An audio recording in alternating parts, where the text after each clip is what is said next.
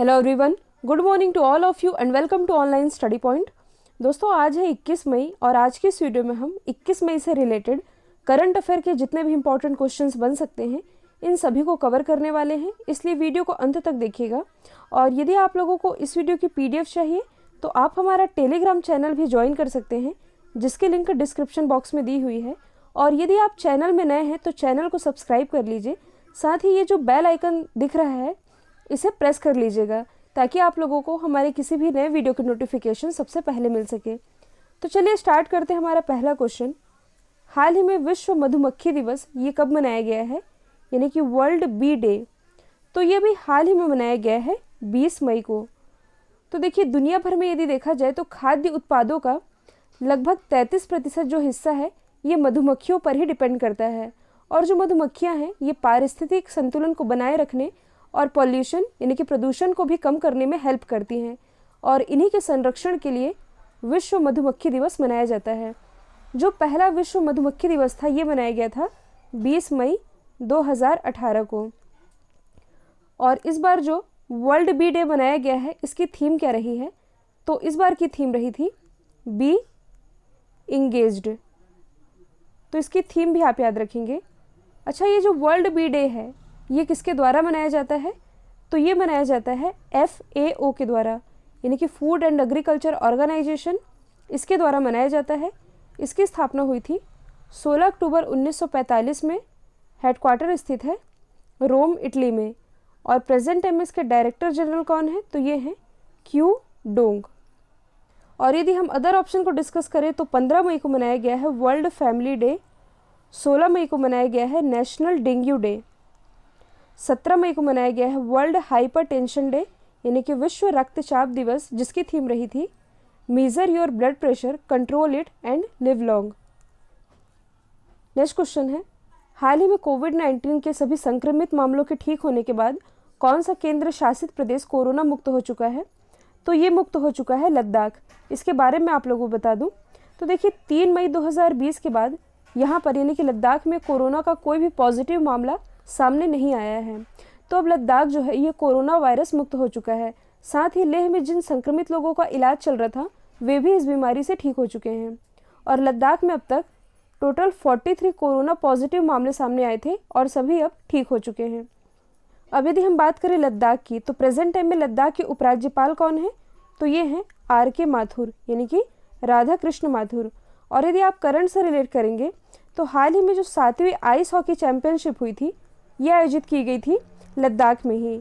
और कुछ समय पहले ही जो लद्दाखी शोंडोल डांस है, लद्दाखी शोंडोल डांस, इसने Guinness book of world record में भी अपना नाम दर्ज कराया था।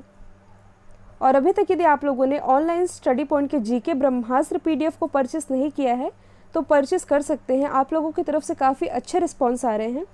और इस PDF में हिस्ट्री, पॉलिटी, जियोग्राफी, इकोनॉमी और करंट अफेयर से रिलेटेड जितने भी इंपॉर्टेंट टॉपिक हैं ये सभी कवर कराए गए हैं, जो कि आपके आगामी किसी भी एग्ज़ाम के पॉइंट ऑफ व्यू से इम्पॉर्टेंट है।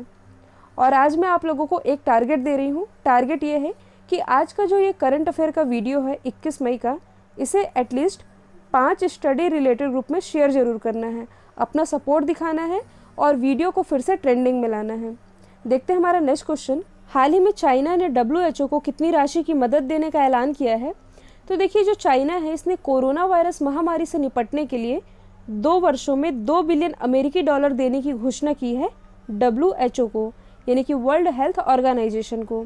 यदि हम बात करें चाइना की, तो यहाँ की कैपिटल क्या है, बीजिंग। बीजिंग में हेडक्वार्टर है संघाई कॉरपोरेशन ऑर्गेनाइजेशन का और एशियन इंफ्रास्ट्रक्चर इन्वेस्टमेंट बैंक का। करेंसी क्या है, रेन मिनवी।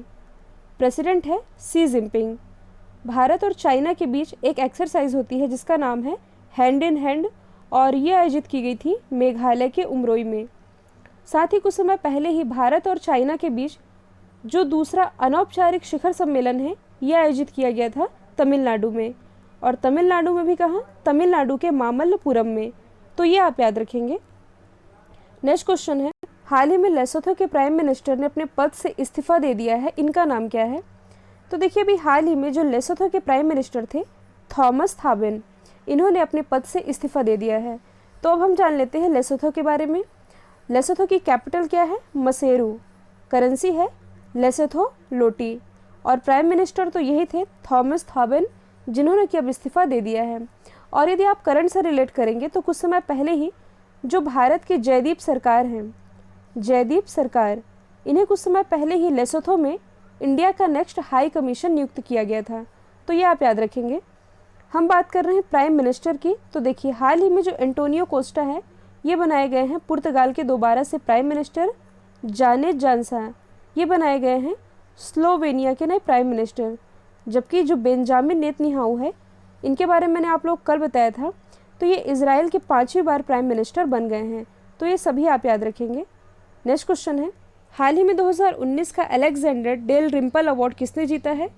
तो ये भी हाल ही में जीत लिया है वाइस एडमिरल विनय बधवार ने। और विनय बधवार ये है कौन? तो ये इंडियन नेवी जल सर्वेक्षण के मुख्य जल सर्वेक्षक हैं। जल सर्वेक्षक यानी कि हाइड्रोग्राफर हैं। और इन्हें यह पुरस्कार भारतीय जल सर्वेक्षण और हिंद महासागर क्षेत्र में उनके उत्कृष्ट योगदान के लिए दिया गया है। देखिए ये जो पुरस्कार है अलेक्जेंडर डेल रिम्पल अवार्ड, ये यूके रक्षा मंत्रालय के द्वारा दिया जाता है। और क्यों दिया जाता है? तो दुनिया भर में हाइड्रोग्राफी, कार्टोग्राफी और नेविगेशन के मानकों को बढ़ावा देने के लिए ये अवार्ड दिया जाता है। अब यदि हम बात करें इंडियन नेवी की, तो प्रेजेंट टाइम में हमारे इंडियन नेवी के हेड कौन है? ये है एडमिरल कर्मवीर सिंह। इन्होंने स्थान लिया था एडमिरल सुनील लांबा का। अच्छा, के नटराजन कौन है? तो ये आईसीजी के हेड हैं, यानी कि इंडियन कोस्ट गार्ड के हेड हैं के नटराजन। नेक्स्ट क्वेश्चन है, हाल ही में किस रेलवे जोन ने कोविड मरीजों के लिए रेलबॉट रोबोट डेवलप किया है? तो ये डेवलप किया गया है दक्षिण मध्य रेलवे के द्वारा, यानी कि ऑप्शन बी। और ये जो रेलवे जोन है दक्षिण मध्य रेलवे, इस जोन ने कोविड मरीजों को बेहतर स्वास्थ्य सेवाएं प्रदान करने में हॉस्पिटल प्रबंधन की हेल्प करने के लिए इस रोबोट को डेवलप किया है। इस रोबोट की खास बात यह है कि एप्लीकेशन के माध्यम से ये संचालित होगा, जो कि मरीजों को खाना सर्व करने, दवाई देने जैसे कामों में हेल्प करेगा। और यही डेवलप किया गया है दक्षिण मध्य रेलवे के द्वारा। देखिए हम बात कर रहे हैं रेलवे जोन्स की, तो आप लोगों को ये भी मालूम होना चाहिए कि भारत में कितने रेलवे जोन हैं। तो इसमें आप कंफ्यूज हो सकते हैं, क्योंकि पहले इंडियन रेलवे जोन की संख्या थी 17, लेकिन अब बढ़कर ये हो गई है 18। और जो 18वां रेलवे जोन बना है, ये बना है साउथर्न कोस्ट रेलवे। और ये जो रोबोट है रेलबॉट रोबोट, ये डेवलप किया गया है दक्षिण मध्य रेलवे के द्वारा। तो आप लोगों को ये भी मालूम होना चाहिए कि दक्षिण मध्य रेलवे, इसका हेडक्वार्टर कहाँ स्थित है? ये स्थित है सिकंदराबाद में। और दक्षिण रेलवे, इसका हेडक्वार्टर कहाँ स्थित है? ये स्थित है चेन्नई सेंट्रल में। जो दक्षिण पूर्व रेलवे है, दक्षिण पूर्व रेलवे, इसका हेडक्वार्टर स्थित है कोलकाता में। जबकि दक्षिण पूर्व मध्य रेलवे, इसका हेडक्वार्टर स्थित है बिलासपुर, छत्तीसगढ़ में।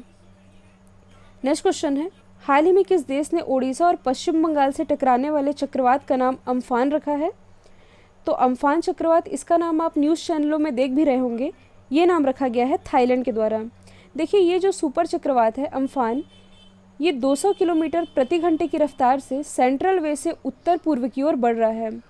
और देखिए वर्ष 1999 में ओडिशा में जो सुपर साइक्लोन हिट आया था, उसके बाद अब लगभग 21 साल के बाद इस क्षेत्र में आने वाला ये पहला सुपर साइक्लोन है। और इसी का नाम रखा गया है अम्फान, थाईलैंड के द्वारा। अब हम जान लेते हैं थाईलैंड के बारे में। थाईलैंड की कैपिटल क्या है? बैंकॉक। करेंसी है बेहत। भारत और थाईलैंड के बीच एक एक्सरसाइज होती है जिसका नाम है मैत्री, और यह आयोजित की गई थी मेघालय के उमरोई में। नेक्स्ट क्वेश्चन है, हाल ही में इंडियन स्टील एसोसिएशन के नए हेड कौन बने हैं? तो ये भी हाल ही में बन गए हैं दिलीप ओमन। जो दिलीप ओमन है, इन्हें 2 साल की अवधि के लिए इंडियन स्टील एसोसिएशन यानी कि भारतीय इस्पात संघ के नए अध्यक्ष के रूप में नियुक्त किया गया है। देखिए यहाँ पर हम बात कर रहे हैं स्टील की, तो आप लोगों को ये भी मालूम होना चाहिए कि भारत की सबसे बड़ी स्टील फैक्ट्री ये कौन है? तो ये है जिंदल साउथ वेस्ट स्टील। और इसी जिंदल साउथ वेस्ट स्टील के ब्रांड एम्बेसडर अभी हाल ही में बनाए गए थे क्रिकेटर ऋषभ पंत। तो ये आप याद रखेंगे। यदि हम अदर ऑप्शन को डिस्कस करें, तो जो प्रमोद अग्रवाल है, इन्हें अभी हाल ही में कोल इंडिया के नए सीएमडी के रूप में नियुक्त किया गया। अरविंद कृष्णा कौन है? तो ये हैं भारतीय मूल के, जिन्हें कि भी हाल ही में IBM के नए CEO के रूप में नियुक्त किया गया है। और इन्होंने स्थान लिया था गिनी रोमैटी का। राजीव बंसल, इन्हें अभी हाल ही में एयर इंडिया के नए CEO के रूप में नियुक्त किया गया है। नेक्स्ट क्वेश्चन है, हाल ही में आत्मनिर्भर भारत के लिए कौन सा सॉन्ग लॉन्च किया गया है? तो आत्मनिर्भर भारत, इसके लिए भी हाल ही में सॉन्ग लॉन्च किया गया है, जयतु भारतम। और ये जो सॉन्ग है ये भारत की जनता और प्राइम मिनिस्टर मोदी को डेडिकेट किया गया है। ये जो सॉन्ग है जयतु भारतम, इन्हें कई सिंगरों ने मिलके गाया है, जैसे कि लता मंगेशकर, कविता कृष्णमूर्ति, सोनू निगम, शंकर महादेवन, अलका याग्निक, कैलाश खेर और भी नाम है, लेकिन यहाँ पर मैं कुछ केवल सिलेक्टेड नाम बता रही हूँ। इन सभी सिंगर्स ने मिलकर इस गाने को गाया है। और इस गाने को लिखा किसके द्वारा गया है? तो प्रसिद्ध लेखक, कवि और संगीतकार जिनका नाम है प्रसून जोशी, इन्होंने इस गाने को लिखा है जिसका नाम है जयतु भारतम। यदि हम अदर ऑप्शन को डिस्कस करें जो कि सॉन्ग से ही रिलेटेड है, तो देखिए हाल ही में हम हार नहीं मानेंगे ये सॉन्ग लॉन्च किया गया था HDFC बैंक के द्वारा। यूनाइटेड वी फाइट, ये सॉन्ग अभी हाल ही में लॉन्च किया गया था ICCR के द्वारा, यानी कि Indian council of cultural relation के द्वारा। नेक्स्ट क्वेश्चन है, हाल ही में केंद्रीय मानव संसाधन मंत्रालय के द्वारा कौन सा मोबाइल एप्लीकेशन लॉन्च किया गया है? तो अभी हाल ही में MHRD ने लॉन्च किया है नेशनल टेस्ट अभ्यास एप्लीकेशन। देखिए ये जो एप्लीकेशन है इसे NTA यानी कि नेशनल टेस्टिंग एजेंसी के द्वारा डेवलप किया गया है। इस एप्लीकेशन के बारे में आप लोग बता दूं, ये जो एप्लीकेशन है इस एप्लीकेशन के द्वारा जी मेंस, नीट जैसे एग्ज़ाम्स की तैयारी करने वाले जो स्टूडेंट हैं इन्हें मॉक टेस्ट करने में हेल्प मिलेगी। और ये एप्लीकेशन आर्टिफिशियल इंटेलिजेंस द्वारा संचालित है और इसलिए जो भी स्टूडेंट हैं उन्हें टेस्ट पूरा करने के बाद रिज़ल्ट भी तुरंत मिल सकेगा। तो लॉकडाउन के कारण किसी की पढ़ाई रुकनी नहीं चाहिए, तैयारी कंटिन्यू चलते रहे, इसके लिए ये एप्लीकेशन लॉन्च किया है मानव संसाधन विकास मंत्रालय ने। प्रेजेंट टाइम में हमारे HRD मिनिस्टर कौन है? तो ये हैं रमेश पोखरियाल और इनकी कॉन्स्टिट्यूंसी क्या है? तो ये है हरिद्वार, उत्तराखंड। और HRD से ही रिलेटेड यानी कि मानव संसाधन विकास मंत्रालय से ही रिलेटेड दो पोर्टल हैं, युक्ति पोर्टल और कर्तव्य पोर्टल। ये दोनों ही लॉन्च किए गए थे MHRD के द्वारा। कल मैंने आप लोगों से पूछा था हाल ही में इजराइल के 5वीं बार प्राइम मिनिस्टर कौन बने? तो इसका राइट आंसर था बेंजामिन नेतन्याहू। आप लोगों के लिए आज का सवाल है, हाल ही में किस देश के वैज्ञानिकों ने सुपर अर्थ की खोज की है? तो इसका आंसर कमेंट बॉक्स में दीजिएगा और प्लीज़ मेरी बात पे थोड़ा गौर कीजिएगा।